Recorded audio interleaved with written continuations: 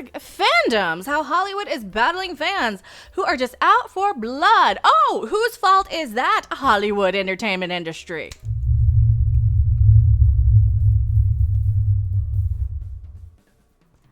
Hi, I'm Mecca. Hair hasn't fallen out yet. If you do want to help contribute to the GoFundMe, yeah, I'm dealing with the big C. Not gonna focus the video on that. It is October though, so it's the right month for it. Trying to stay positive. We're kicking it in the teeth, just like these articles, like I've been doing for years on YouTube. I didn't go away. They just suppressed me, and other things. There's been other things going on. So, toxic fandom. How Hollywood is battling fans who are just out for blood, from social media boot camps to superfan focus groups. You mean every Twitter account on the Twitters, on X, Twitter, whatever you want to call it. That is your focus group. That's literally your focus group right there. That's literally the Hollywood focus group. Ever get on Twitter and talk about your favorite entertainment property just to be flooded with a bunch of supporters that hate you for being, critical of it, or are mad at you? Oh, I've been there. That's your focus group. These marketing pushes. Maybe we're out for blood because we're tired of being called every name under the sun for pointing out that, maybe we don't want to see a bunch of stories that don't relate to us at this day and age. Maybe I can admit it. I am no longer interested in the romantic relationships of young 20-year-olds, regardless of race, gender, whatever. I'm at the point in my life where I'm like, you need to give me something a little more grown up and intelligent and challenging. You know what people liked? They liked Andor. They liked that one. You know why they liked that one? Because it was a little bit more of a mature approach to Star Wars. So, when people loved The Last Joker, Hollywood said, no, we'll make it a musical. Go F yourselves. Joker has a message. This is a Rolling Stone article. Oh, this is the Go F Yourself article. I might have to redo my thumbnail now. Forgot about this. Okay.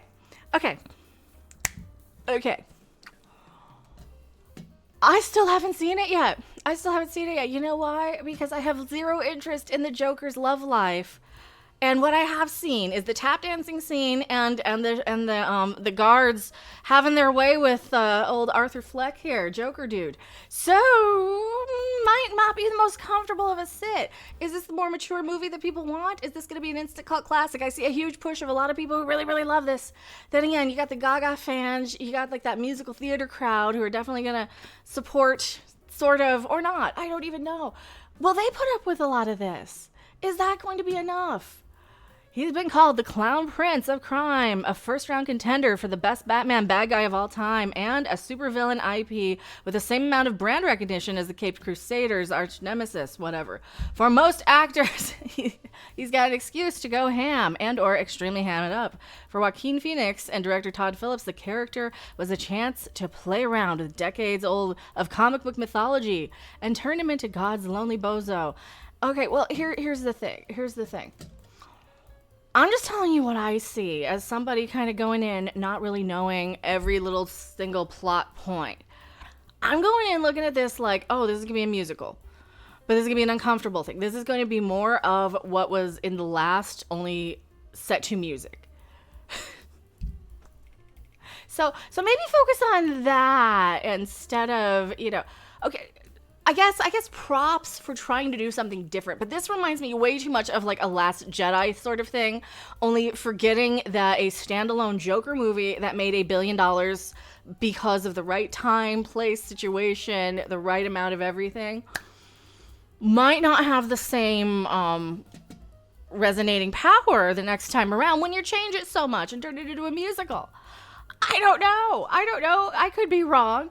Then again, I've been called a toxic fan from the get-go, and I'm like, oh, then you don't get my money. Then I'm just a viewer. I am not a fan of your properties. I am somebody who comes in and tells you exactly what you're doing wrong with marketing them, because why? I'm a hot-headed bee. Oh, yes, I am. I'm a hothead, and I'm going to yell and scream about this stuff.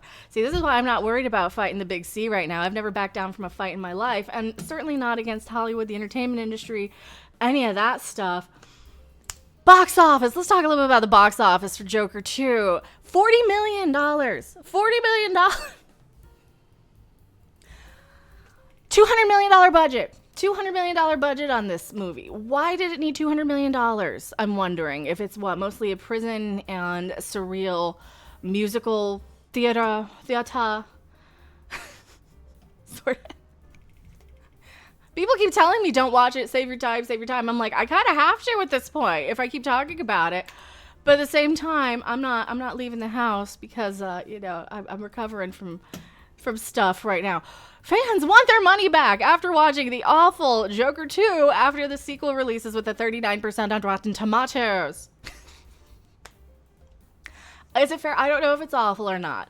I'm telling you, as a person who does watch these movies for my YouTube channel, would I pick this out as an entertainment piece of entertainment to go and spend an afternoon away of escapism from what? The politics ball, the civil unrest that's going on in the real world right now? Would I really want to go and spend my hard-earned $25 or however much it's going to be, plus another, $20 on top of that if I want a drink and something to eat, for one movie in this day and age where all I'm going to be all I'm going to be is called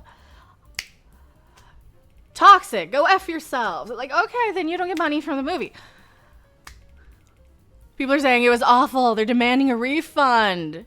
0 out of 10, in their opinion. It's now down to a 33% on Rotten Tomatoes, with critics calling it pathologically unnecessary.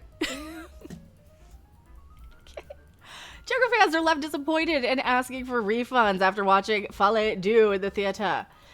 There's an old saying that says, if it ain't broke, don't fix it. I like the one, if it ain't broke, you aren't trying hard enough, right? Is that a red green one?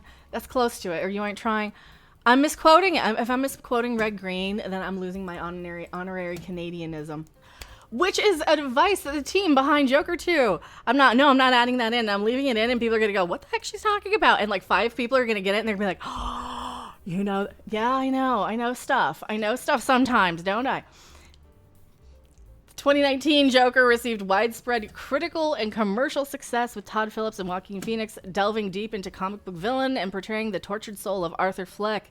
It was a daring direction to take the character, and it paid off tremendously, with Phoenix even winning an Oscar for his performance. However, the film was not left as a standalone masterpiece, and that's where you ruined it. For me. And 5 years later, Joker, Folie et Deux, was released. To be fair, the movie's only just premiered in cinemas, but the early reactions are harsh. Yeah, I mean, they know if the movie's a flop, like, the day it premieres. They probably know beforehand. So that's why they didn't spend a whole lot of money putting commercials for this one out. I've barely seen anything when I'm sitting there scrolling through YouTube. Usually I'll get, like, movie trailers and I've not seen hardly any of these. Have you guys seen a lot of trailers for this? As of now, a 33% on Rotten Tomatoes, with critics calling it a pathologically unnecessary movie and a sequel we didn't need. Fans have equally been critical, with social media flooded with complaints. Why Joker 2 is so bad? I've never wanted my money back from a film. One person wrote on X, while another commented, what makes Joker 2 so bad that it refuses to commit to anything? There's no theme at all. The courtroom scenes are boring. The shock value ending is worse than I expected. Even the musical elements feel tacked on and interrupted the pacing. It's a total waste of time. Never cook again. Well, there you go. That's what people who have actually been watching this have said. I'm really more focused on how they're marketing it, what they're using to antagonize people into a supportive reaction. One of the things I do see on Twitter is, I don't know if it's a marketing push or a genuine support for this. You have people who are like, oh, he tried something different, and they're throwing their support, and they're saying, oh, it's an instant cult classic. It's an instant, this is going to be one of those kind of gay theme sort of movies. I'm not saying that like as a negative thing, but I think like the gay crowd are definitely going to probably more support something that has more of a musical theater feel and Lady Gaga in it, just as a, well, we're going to support it anyway to spite y'all. However, is that the crowd that they initially intended to only have show up? Absolutely not. They wanted that $1 billion Joker fanboy thing. Oh, where was it? There was an article. Where are all the Joker fanboys? They're nowhere to be seen. I'm not pulling that article up, but I saw that. All the Joker fanboys, all those guys. I think I did talk about that in my last video. All those guys.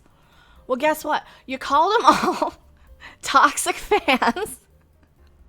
And this isn't just for Star Wars and Lord of the Rings or Bridgerton or anything. This is like any geek property. This is any... Here we go. Oh, it's right here. Fanboys were nowhere to be found. I do have it. Thank you, fate and gods. They're nowhere to be found because you didn't market it to the Joker fanboys, did you? You didn't market it to the DC comic crowd. You didn't make it for a DC comic hero or anti-hero to kind of get behind and root for. From what I hear in the ending, kind of the opposite of what I would want in a Joker. What would I want in a Joker movie? I would want him to basically kind of destroy, be the full bad guy. Just go full bad guy and take over the city or something instead of getting arrested like in the end of the last movie. But, escapism. I would like some escapism and some sort of fantasy element there. But we don't get that, or we didn't get that, I suppose. I guess we got a fantasy element with the singing and dancing. No, I'm not going to play you the clip. You've seen it too much. I am Mecca. Thank you so much for watching, and I'll see you on the next video, live stream, or wherever. Hit up my GoFundMe if you can. I'm going to put the links in that. I really, really appreciate that. That's the only thing paying the bills right now, and I will see you on the next video, live stream, or wherever. Bye. Do-do-do. Do-do-do-do. Do-do-do. Do-do-do-do.